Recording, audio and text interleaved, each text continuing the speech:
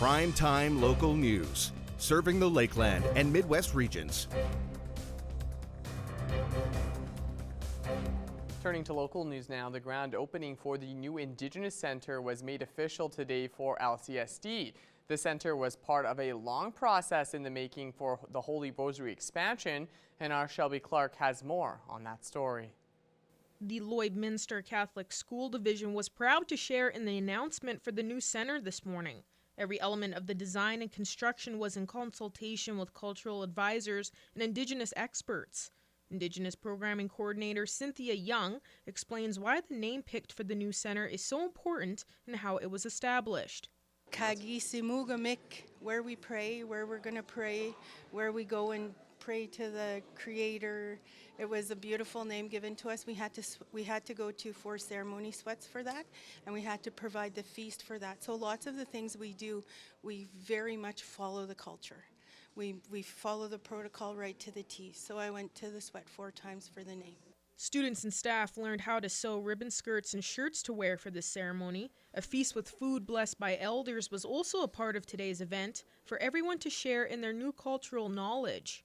I find that the little bit of culture that we can provide and stuff like that for our students is just amazing, because it just gives them a sense of identity, what it means to be either Métis or First Nations or, Indigenous, and it's something that they can't get they can get it in schools, but this school really strives for it, so it's really nice that we do that for our students. The room itself has many teachings in it. Indigenous artist Jason Carter created a special artwork piece that was put up in the center. The round room represents historic lodging of the Indigenous people and is respective of the medicine wheel. The poplar tree for the space was harvested by staff, students, community members, and cultural advisors back in fall 2022. By bringing an Indigenous center into a school, that learning about that which we learned from Cree people and from Métis people, doesn't require that we take a field trip to go and do. It's a space of conversation within the school. The learning's more immediate and hopefully more apparent to all of our students. Shelby Clark, Primetime Local News. A local rancher and former Sask Party president wants to be the next Saskatchewan MLA from Lloydminster, announcing his intention to run for the Sask Party nomination in the riding.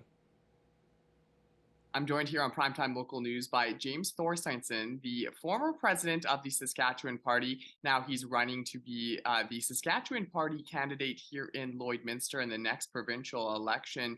James, thank you so much for taking some time to chat with us. First of all, you recently, just this year, stepped back from your role as the president of the Sask Party. Now you're wanting to be the candidate here in Lloydminster. Talk me through your decision to step back from that role and why you think it's time to run for the MLA job here in the border city. I'd been in the role for almost 9 years. It had been something that was very rewarding, something that I would encourage anybody, if they have the opportunity to get involved at that level, is really good.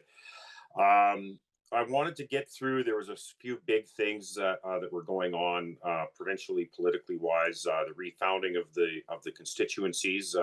Every 10 years, they redraw the boundaries of all the constituencies. So kind of wanted to be there to help the party get through that. And then I felt that it was time maybe to step aside, let somebody else take the reins for a while, and kind of came back home and had a lot of people saying, "Oh, you quit as the president of the party. Are you gonna run for the MLA?" And I don't know. And the more people were reaching out, and so I started talking to a few people, and they were all encouraging too. So I figured, I'll give it a shot. So, and it's I spent 9 years serving the members of the party from one corner of the province to the other.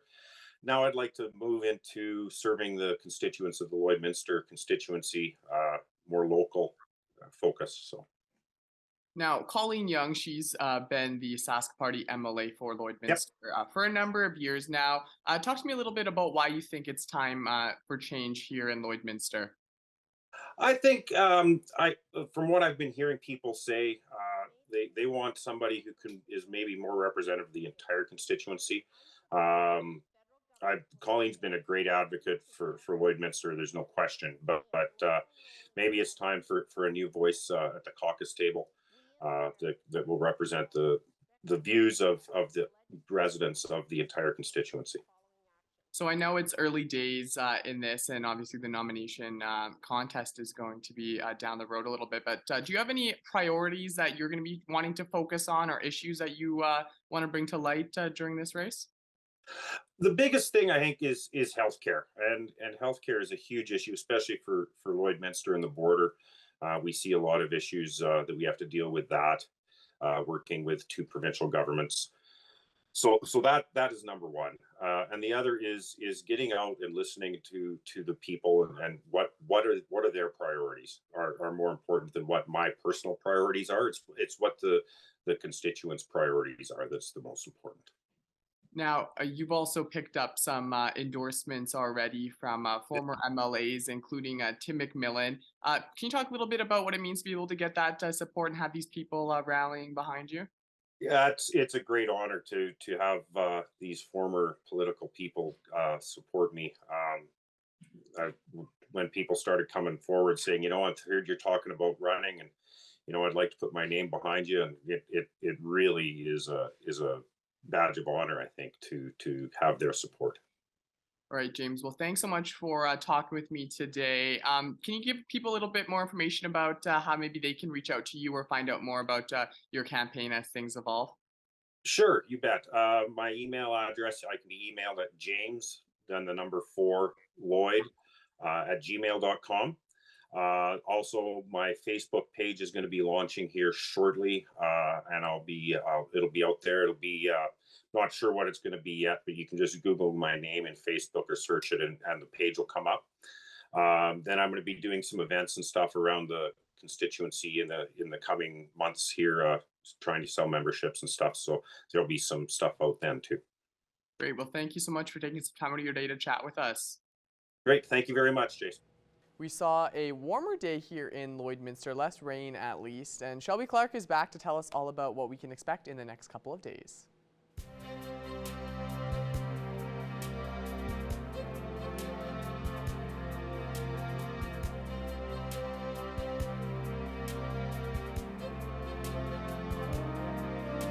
Thank you so much, Mr. Jace Mackey. Happy to be back. Thank you so much for that warm welcome. I think everybody missed me. No? I don't know about that, but we'll see. Now taking a look at your first weather conditions here in the border city. So taking a first look, yes, we are looking at a much warmer day today compared to yesterday. We are just sitting at 12 degrees. So nice to see that we are seeing those double digits and looking at a lot more sunshine peeking behind those clouds. So throughout the day, that sun has been shining, and it's been continuing to do that now. So hopefully everybody is enjoying it, because that definitely is helping warm things up. We're seeing a beautiful spring day, I would say.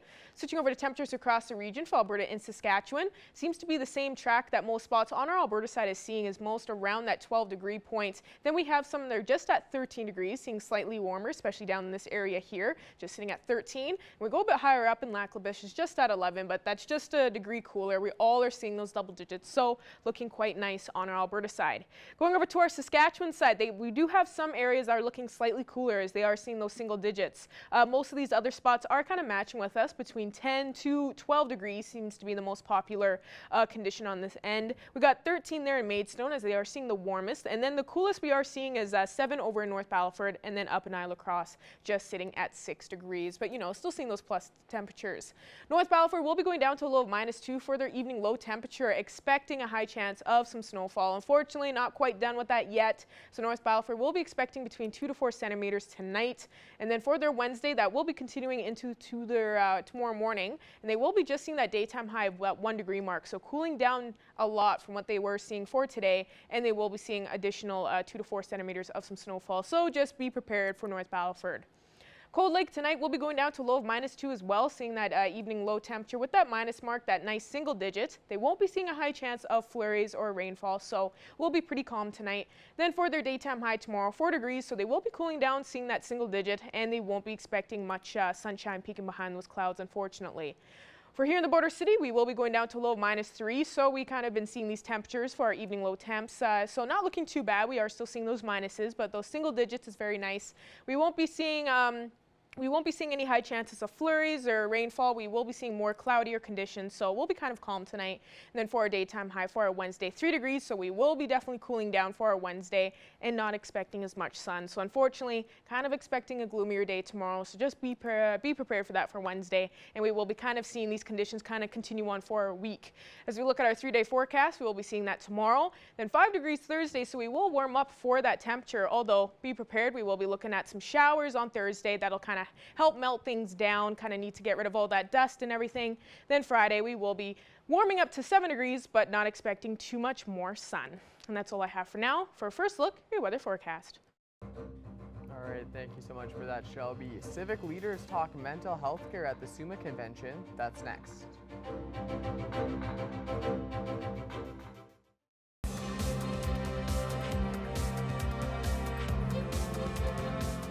As we turn to sports now, Border City Connects is once again hosting a charity hockey game. Our Thomas Wildman has more on the event happening on Friday. Today we have Aaron Buckingham, who is part of Border City Connects, and he is one of the organizers that is helping out with the Play It Forward charity hockey game, which will be taking place this Friday. And so thank you so much for being with us today, Aaron. Thanks for having me. All right, Aaron, so first, tell me a little bit about what Border City Connects does for the people here in Lloydminster. There's so many things that Border City Connects does for people with mobility challenges in the city. From running people around that are in wheelchairs and things like that, to running people around that don't have a vehicle. So this year for our Border City Connects, well, let's go back. A year ago, we did our first ever Play It Forward charity hockey game. Last year, that was to raise money to replace one of the what they call handy vans around the communities. So Border City Connects had a grant that paid for about half of the replacement costs. So last year, the guys got together, played the game for 12 hours, and we raised the other half so they could replace that van. This year, Border City Connects is requiring a new caravan, one of the smaller vehicles that runs people around to in-town and out-of-town medical appointments. So whether they're in Edmonton or Saskatoon, or even right here in the Border City, this van takes people that don't otherwise have a way to get to these appointments, to those appointments. The van they have now is over 300,000 kilometers on it, and it needs to be replaced. So that's what we're fundraising for this year. And so, Aaron, last year you guys played for 12 hours. Is that the plan once again this year, or are you guys hoping to play for maybe even a little bit longer this Friday? So the idea came about last year of marrying the love of hockey in our community and the love of charity. So the guys got together, we played for 12 hours, and we raised $63,000 during that game. At the end of the day, it was the first time we'd ever done it. So at the end of the day, I said to all the players, what would you like to do next year to make this even better for your experience? Because these guys are out there. Each of them has to raise a minimum of $500 to play in the game. And then they have to come play the game. So it's about making sure those guys wanted to come back and do it again. So they said last year we played team 1 versus team 2, and then team 3 played team 4. And we did that in 2-hour intervals back to back for 12 hours. And they said, you know, it would be nice if all the teams could play each other. So that's the one change we made to it this year, where each team will play each other during the course of that 12-hour game. It's all being held at the Service Sports Center, the south side of Lloyd. You can come down all day, make donations, and watch the game from the OTS room upstairs or in the stands, because it means a great deal to all the players after putting all this energy and time into playing. Just to have a few people in the stands cheering them on is a big deal to everybody out there. So, if you want to come down that day, you can do that. As far as the fundraising goes, right now on BorderCityConnects.com, you can go to the Play It Forward tab there. And there's a list of all 48 players that are playing in the game. And you can choose to donate to whatever player you would like to donate today, tomorrow, right up till and including the day of the game. Every donation over $25 will get a tax receipt. So you can support the game that way. If you're a company and you want to come out and support this cause, we have people that will be accepting check donations all that day. And if you can't make it down and you want to check out what's going on, the whole game will be live streamed on the Border City Connects YouTube channel. And so, Aaron, how important is this van for Border City Connects and for all the people that use Border City Connects here in the Lloydminster area?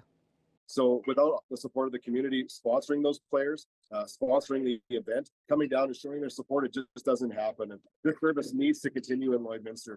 This vehicle makes 1,000 trips a year easy. And you think about that, that's a minimum of 2 a day. So some of those are Edmonton, Saskatoon, North Battleford, or right here in the Border City. And you think about all those people on 1,000 trips that wouldn't be able to do that without this van. This is what it's all about. And we're looking forward to being able to hit that fundraising goal of $60,000 on April 21st.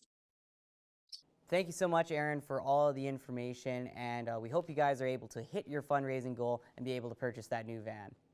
Thanks for having us. You can see I'm in the rink. I'm going to hit the ice right now and try and prepare for next Friday. And now it's time for us to check in once again with Shelby Clark, who has another look at your evening weather forecast.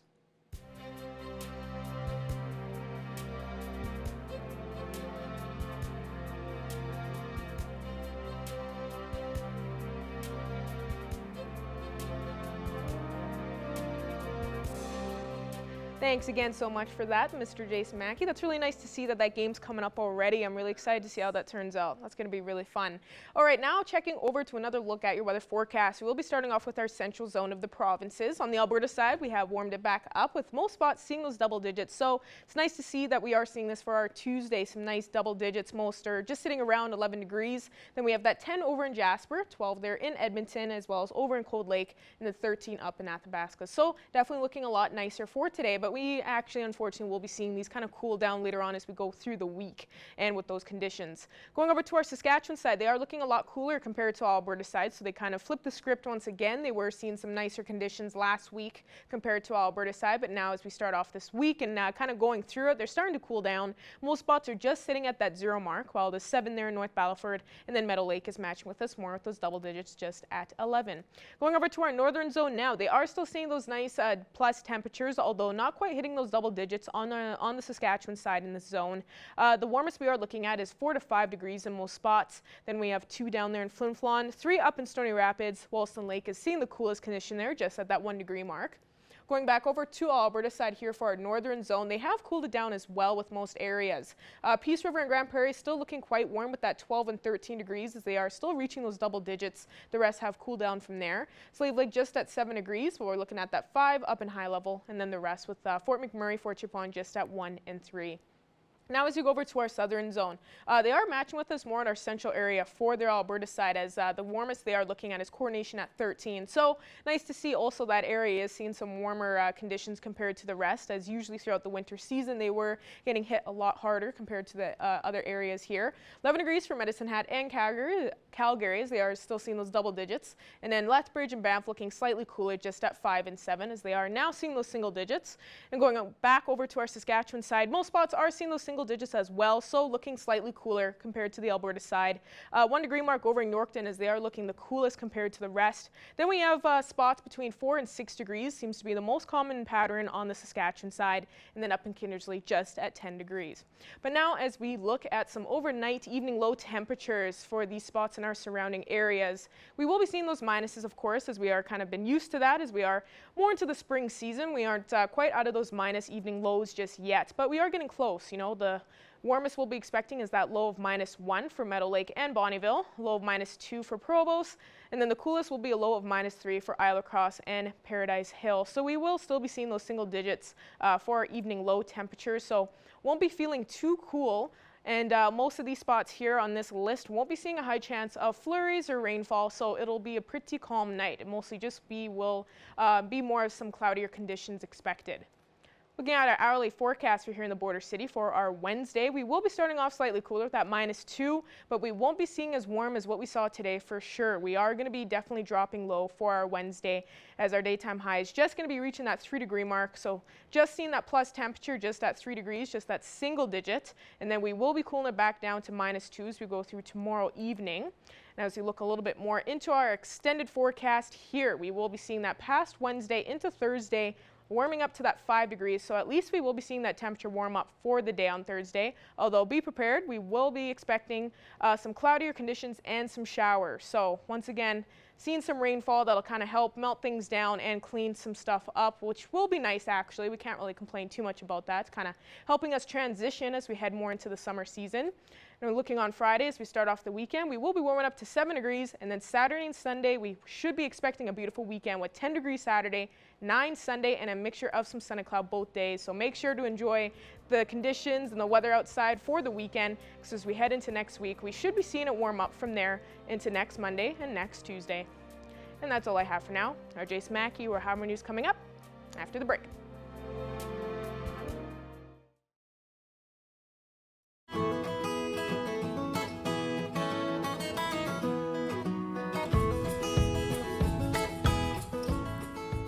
I'm back at Border Paws Animal Shelter for another edition of Pet Project, and today we're going to do things a little bit different because very, very exciting news. We officially have confirmation that you guys are moving, so that is very exciting.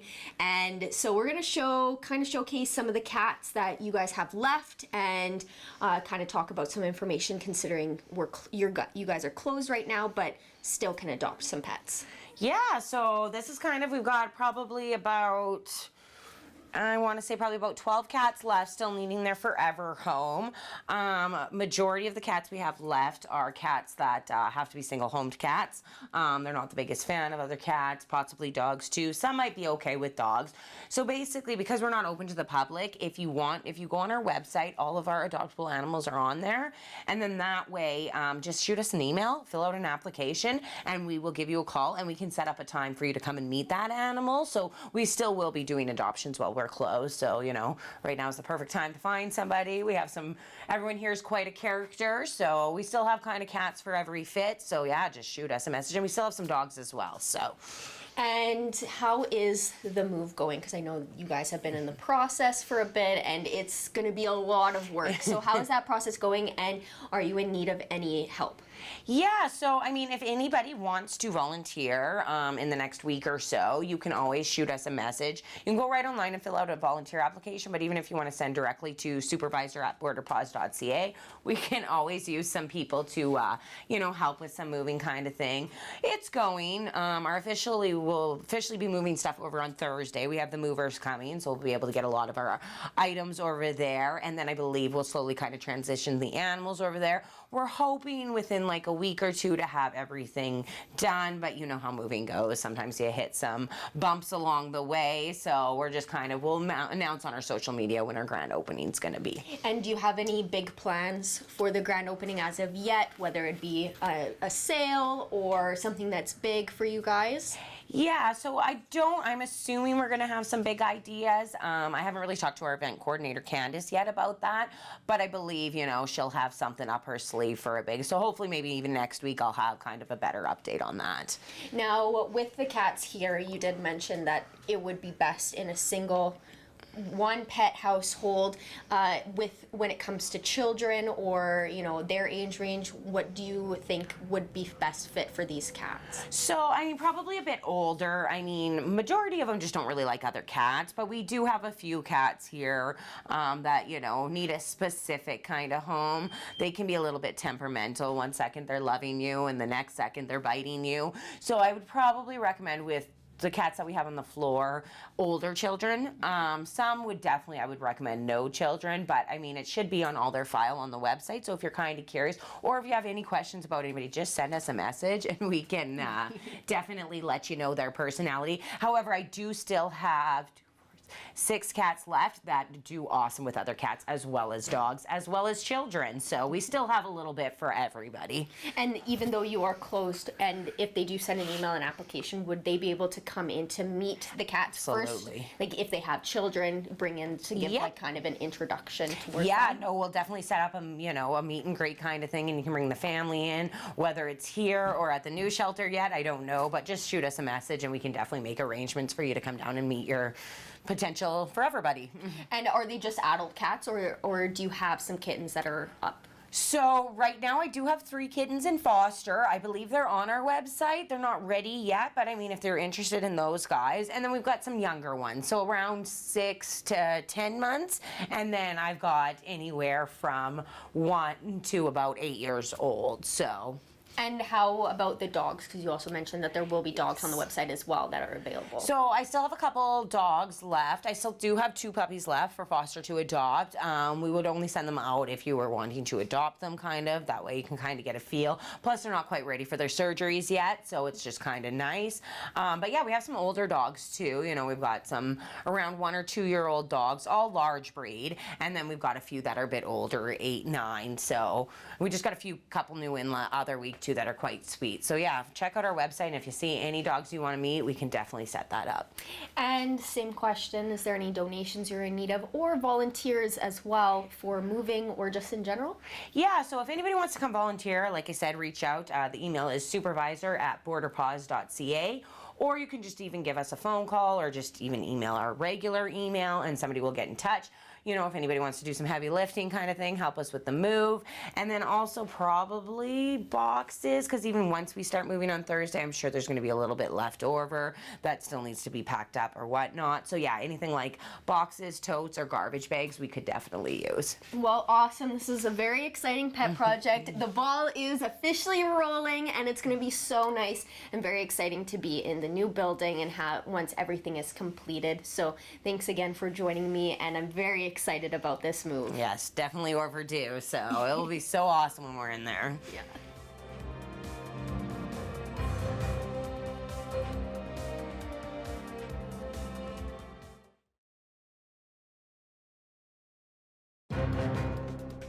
Furniture set and design supplied by Furniture Gallery and Furniture House, downtown Lloydminster.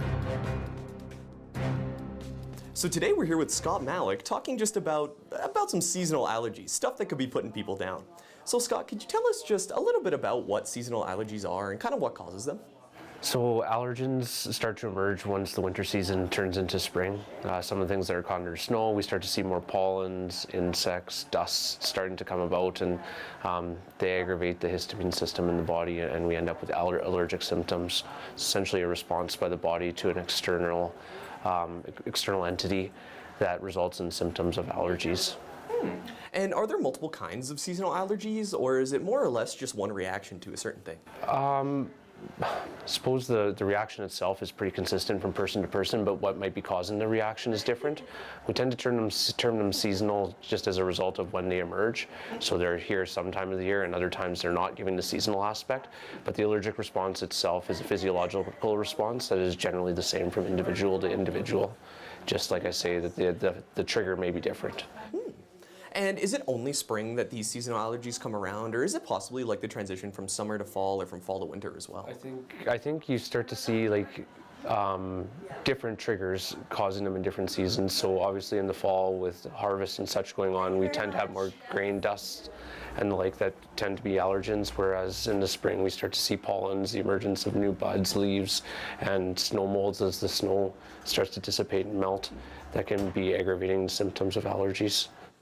And for one of the best ways to possibly treat allergies on the go, could you give us just an example of what the best way to treat them would be?